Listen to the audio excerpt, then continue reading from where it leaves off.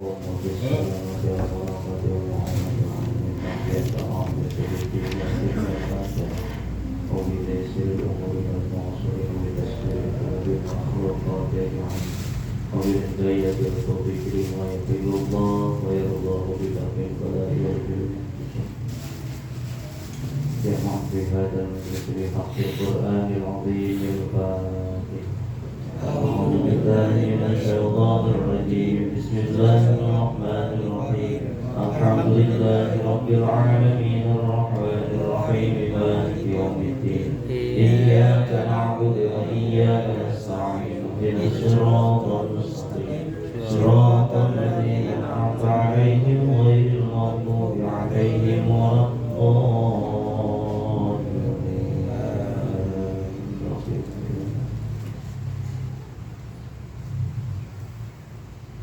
أعوذ بالله من الشيطان الرجيم. بسم الله الرحمن الرحيم. الحمد لله رب العالمين. الرحمن الرحيم. مالك يوم الدين.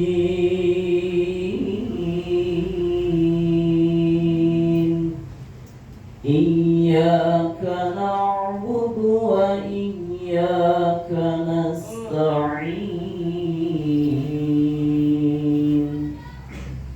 اهدنا الصراط المستقيم. صراط الذين أنعمت عليهم غير المغضوب عليهم ولا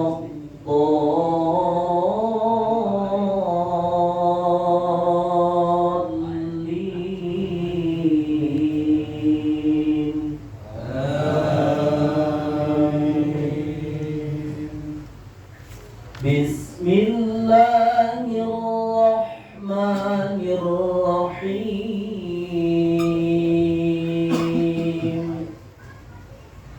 Qul ya ayyuhal kafirun la a'budu ma ta'budun wa la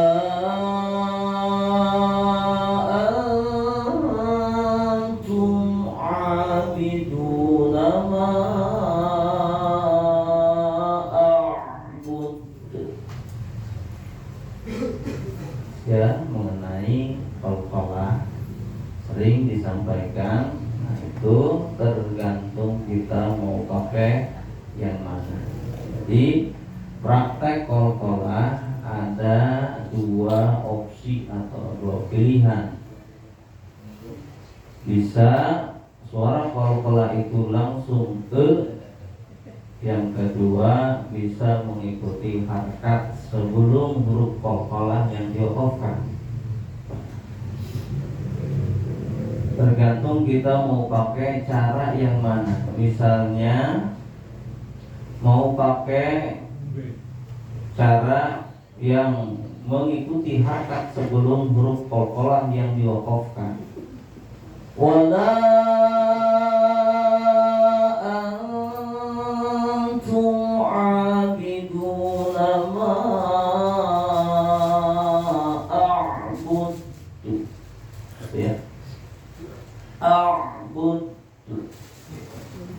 karena huruf sebelumnya berharap dhammah, maka pantulannya pun dhammah. Asal jangan a'budu mau qalqalah ya. Nama qalqalah kalau yang dinamakan qalqalah itu mantul ya. Jadi mati dulu huruf qalqalahnya baru dibulah pantulan. Ya, di sini kalimat a'budu Jadi lijamil qura artinya bukan qiraat hafaz saja, di luar daripada qiraat hafaz, baik qiraat sab'ah maupun qiraat asyara sepakat atau ittifaq membaca dengan 3 cara bacaan. Yang pertama waqafnya waqaf ma'a sukun. Yang kedua waqaf ma'a ismam. Yang ketiga waqaf ma'a rum. Praktek waqaf ma'a sukun. Wala antum abiduna ma a'bud. Ya. Kedua waqaf ma'a ismam. Wala antum abiduna ma a'bud. Setelah qalqalah terus bibir kita dimonyongkan, ya. Bud dimonyongkan. Tujuannya kenapa kok harus ada monyong-monyong dan harus mencucuk bibir kita, mengasih isyarat bahwa huruf tersebut berharokat dhamma. Terus cara yang ketiga waqaf ma'rum. Karena tadi praktek ismam dimonyongkan bibir 2 atau mencucuk. Sesuai dengan kaidah atau keterangan ismam, ma huwa ismam huwa dhammu syafataini bi ghairi sautin. Jadi mengumpulkan 2 bibir bi ghairi sautin, kalau orang anak suara, kalau orang anak tanpa bersuara, tanpa haraf, ya. Cukup isyarat bahwa huruf yang diwaqafkan berharokat dhammah. Praktek rum disesuaikan dengan kaidah rum, mahwa rum al-ityan bi ba'dil harakati ay bi thuluthayil harfi. Jadi membaca rum itu dibaca dengan setengah harokat atau 1/3 huruf. Wala antum abiduna ma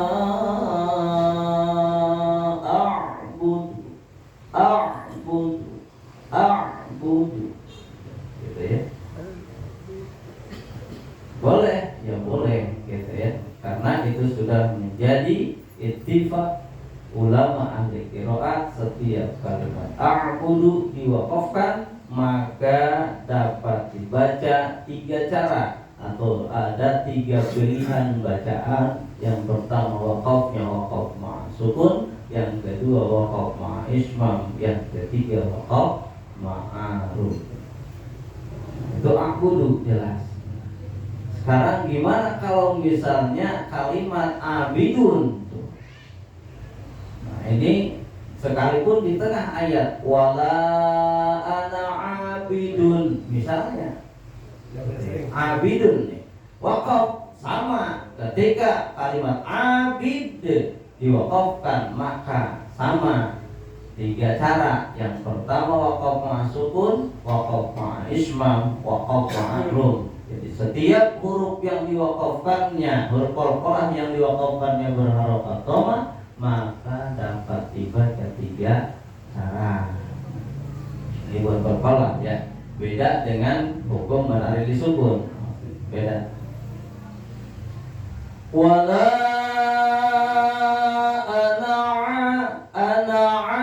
Nah, jangan ketukar ya. Jangan anaknya panjang, laknya pendek, anaknya panjang, jangan ketukar ya. Wala ana'a. Jadi setiap kalimat anak isim dhamir di dalam Al-Qur'an wajib dibaca qasar. Ya, anak isim dhamir.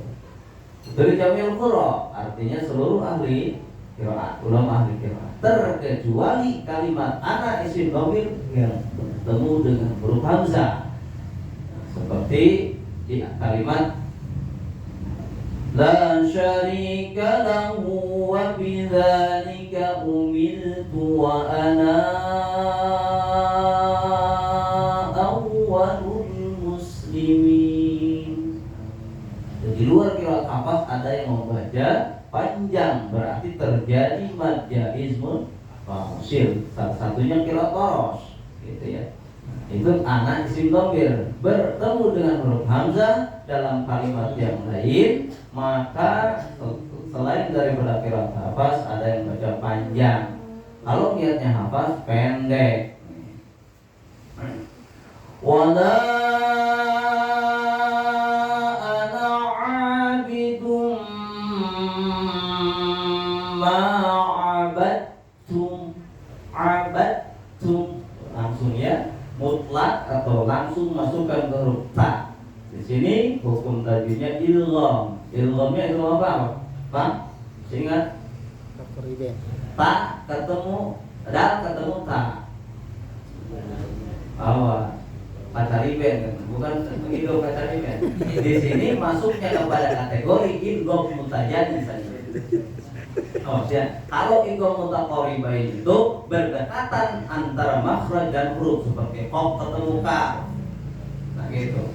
Jadi yang berdekatan makhraj dan sifat. Kalau ini jelas dal sama ta satu makhraj, cuman beda sifat, maka masuk kepada kategori idgham mutajadi saja. Huwa mattafaqa harfani makhrajan wa ikhtalafa sifatan. Bagiannya huwa mattafaqa harfani makhrajan wa ikhtalafa sifatan.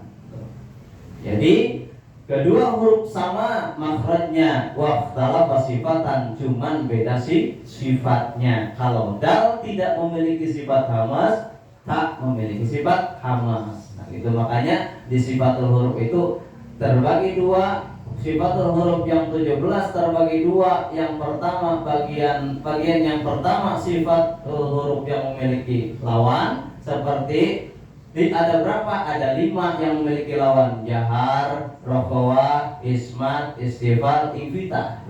Jahar lawannya hamas, ismat lawannya syiddah, ismat lawannya istifal, samas, rokhawah, ismat lawannya indilan, istifal lawannya isti'lan, infitah lawannya iltaq. 5 ditambah 5 10, sisa 7 sifat yang tidak memiliki lawan, seperti tawasul, inhiraf, takrir. Itu harus dihafalin sifatul huruf ya. Makhraj dan sifatul huruf kenapa ditaruh di awal rukun tajwid? Makanya supaya penguatan di pengucapan makhraj huruf, biar tidak ketukar mana qaf, mana kaf, mana kha, mana qaf. Tuh kata saru, mustaqim, padahal jelas huruf qaf makhrajnya pun beda, sifatnya pun beda. Qaf makhrajnya aqsal lisan, kaf aqsal lisan min asfali. Makanya di rukun tajwid yang pertama harus mengetahui makhrajul huruf yang jumlahnya 17 dibagi 5. Yang kedua harus mengetahui sifatul huruf yang 17 dibagi 2. Yang ketiga membaca Al-Quran harus sesuai dengan ilmu tajwid. Yang keempat harus membiasakan diri membaca Al-Quran atau bertadarus, itu ilmu tajwid. Mudah-mudahan kita masuk kepada salah satu daripada yang 4 tadi. Amin. Abatum hukum tajwidnya idgham mutajazisain. Huruf dal sukun bertemu dengan huruf ta. Seperti wadat ta'ifah, wadat ta'ifah. Tak ketemu to, sama antara 3 huruf itu, ta dal to. Setiap bertemu 3 huruf tersebut, ta ketemu to ketemu ta, dal ketemu ta ketemu dal, sama. Itu mutajazisain. Setiap bertemu 2 huruf yang sama makhrajnya beda sifat, maka hukum tajwidnya idgham mutajazisain. Wala ana 'abidum antum wala antum abiduna ma a'bud lakum dinukum lakum mim sukun bertemu dengan huruf ta maka hukum tajwidnya izhar syafawi. Ketentuan izhar syafawi, setiap mim sukun bertemu dengan huruf hijaiyah selain mim dan ba maka hukum tajwidnya izhar syafawi. Cara membacanya tidak boleh ditahan atau didengungkan huruf mimnya. Lakum di misalnya lakum dinukum wa misalnya tahu ya tidak boleh ditahan karena hukum tajwid izhar. Karena kadang-kadang masih ada tuh karena ngejar lagu gitu ya, lagunya belum dapat jadi menyalahi aturan tajwid.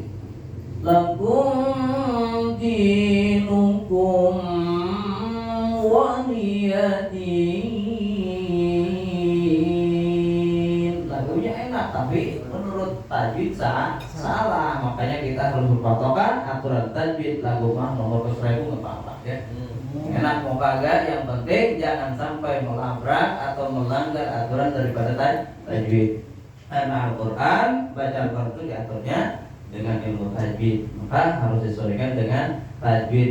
Kita ngeri atau takut masuk kepada kategori rubba qari'il lil Qur'an wal Qur'an yal'anu. Tuh ngeri kalau gitu ya. Ya, tidak sedikit orang yang membaca Al-Quran bukan mendapatkan syafaat dari Al-Quran yang dia baca, wal Qur'an yal'anu, sebaliknya Al-Quran itu akan melaknat kepada dirinya. Yaitu yang membaca Al-Qurannya semau dewe, yau jadi yau gitu. Akbar jadi akbar itu apa itu ya? Bisa. Awas harus disesuaikan dengan ilmu tajwid. Ulang sekali lagi. Bismillahirrahmanirrahim. Qul ya ayyuhal kafirun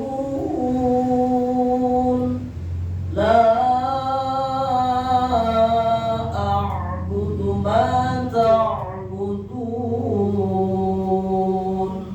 wa la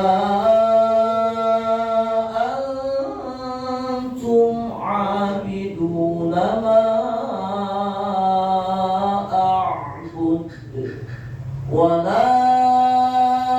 ana 'abidum ma 'abadtum wala antum 'abiduna ma a'bud lakum dinu